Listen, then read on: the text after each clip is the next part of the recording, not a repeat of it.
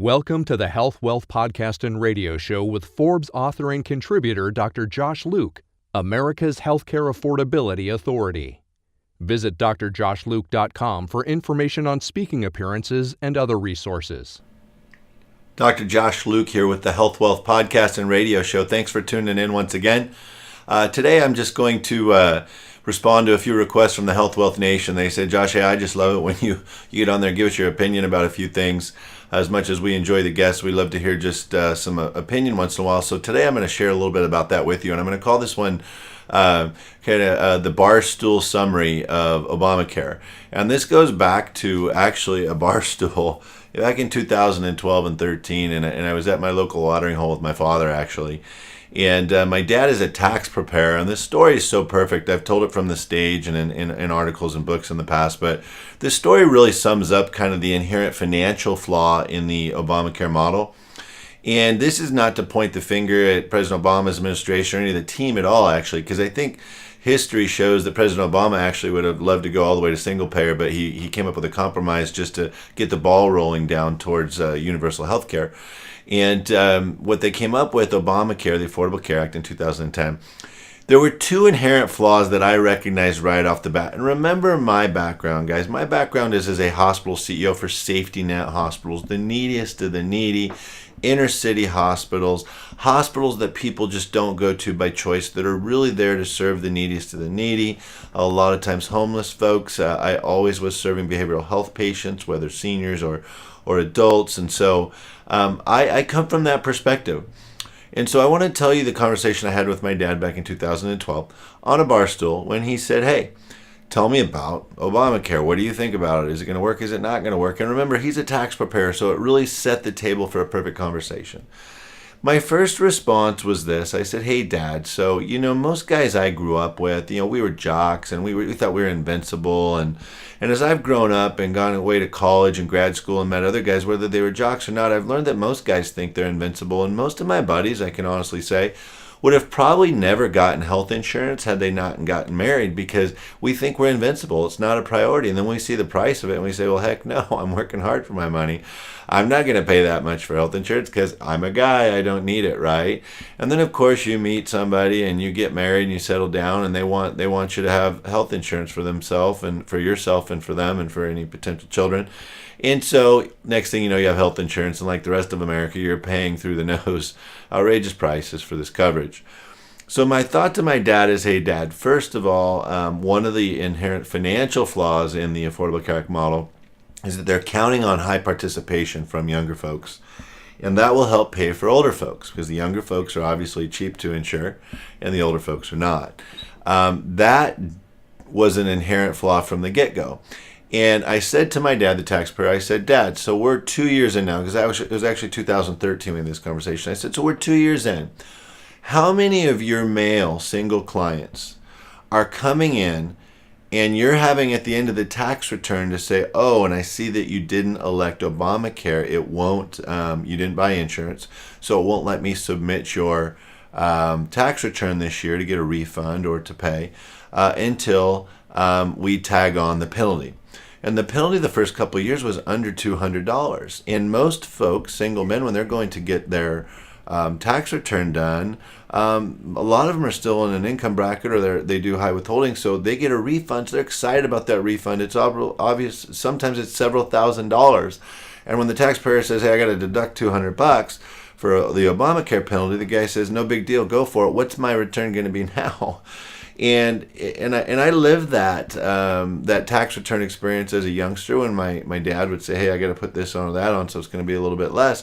But when the alternative is $300 or $400 a month, that seems like a flash in the pan, doesn't it? So the first flaw I noticed as a young hospital CEO back in 2013 was in the Obamacare model. The financial model of Obamacare was the reliance on younger, healthier folks to enroll and participate. And those costs would offset the seniors who obviously were going to be participating because there's a greater need. That's number one. The second thing of the two that I pointed out to my dad that day was, Dad, I run safety net hospitals. And a lot of my clientele are immigrants. And immigrants learn very quickly when they come to America about a federal regulation called EMTALA, the Emergency Medical Treatment and Active Labor Act of 1986. EMTALA guarantees anyone who walks into an American hospital emergency room, whether they're an American citizen or not, they're guaranteed that if they're in an emergent situation or in active labor, that the hospital must see them and treat their condition. And remember, hospitals are not allowed to ask your financial, your ability to pay, your insurance, your financial situation until they've treated you. That is also a federal regulation. So when you combine those two regulations, you have to treat patients without asking their financial background and ability to pay, and you have to treat anybody that's emergent or in active labor.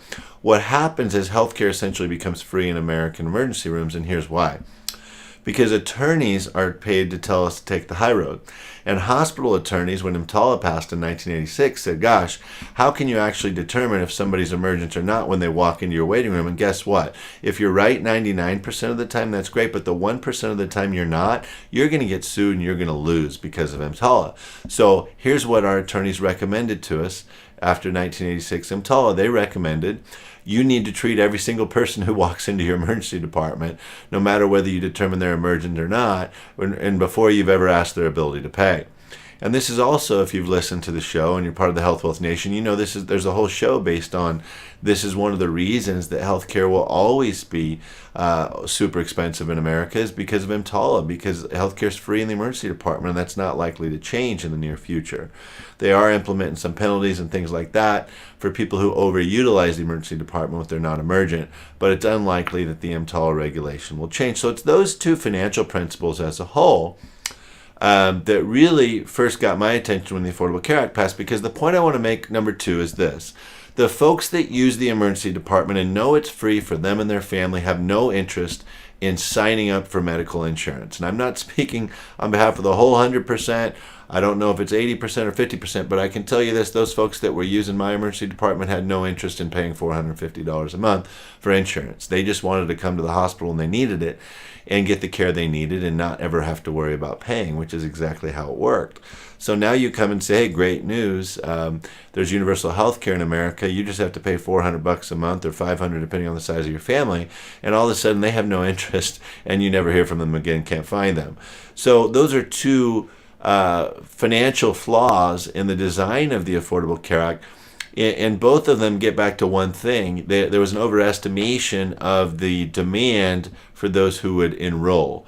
And I think that was really, that played out over time. There was less enrollment than anticipated. The feds tried to celebrate as much as they could. They did from time to time. After Trump was elected, you saw a little surge because people were a little nervous. And then after the election, you saw another surge because they heard it was coming to an end. And ultimately, it was down significantly when open enrollment was over after the first year of open enrollment after Trump's election. So, guys, not a political statement at all, whether for or against Obamacare or Trumpcare or whatever variation we're going to have. Just an interpretation, a Barstool interpretation of the inherent financial flaws in funding the Affordable Care Act. And to summarize, there were two things that caught my attention right off the bat. Number one, they anticipated a lot of enrollment from younger, healthier folks, and that did not happen. And number two, they anticipated that every American wanted coverage that didn't have it, and that was really far from the truth. And we found that out when open enrollment closed the first and second year, and there just wasn't the enrollment that they'd anticipated. So that's part of the reason the exchanges failed and the financial model didn't work.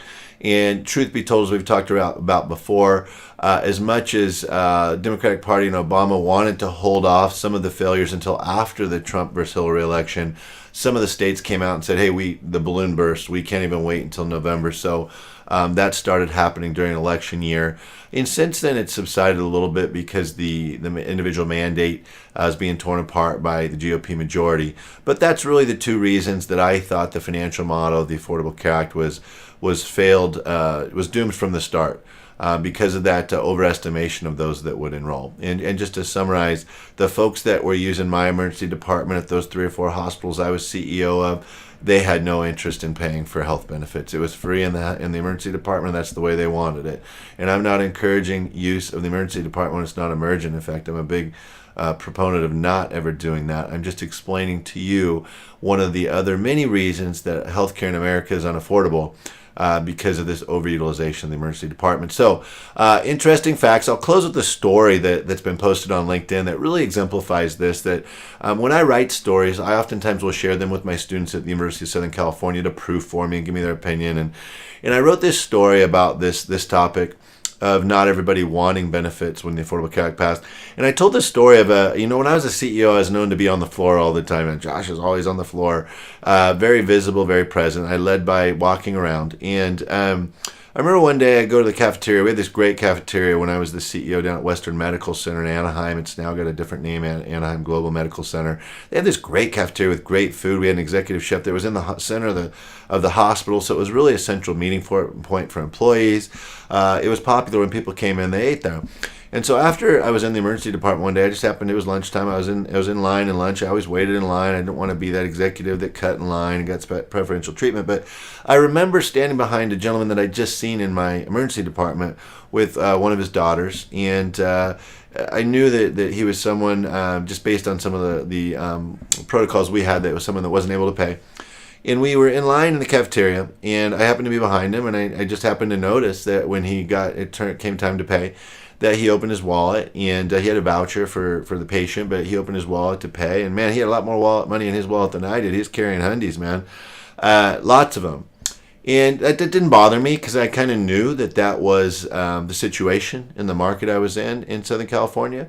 But I told that story when I was exemplifying this kind of Barstool summary once, and a couple of my students were a little bit offended that the CEO in a suit was standing there looking over the shoulder of a patient who couldn't afford care to see how much money he had in his wallet. And that's not exactly how it went down, but I joked with my students, and it was also somebody I'd known for a couple of years who happened to be in my class, and I said, hey, you know me, I like that provocative image, particularly if it raises emotion in you, because that's what I want. I want to create that emotion that helps you remember that story.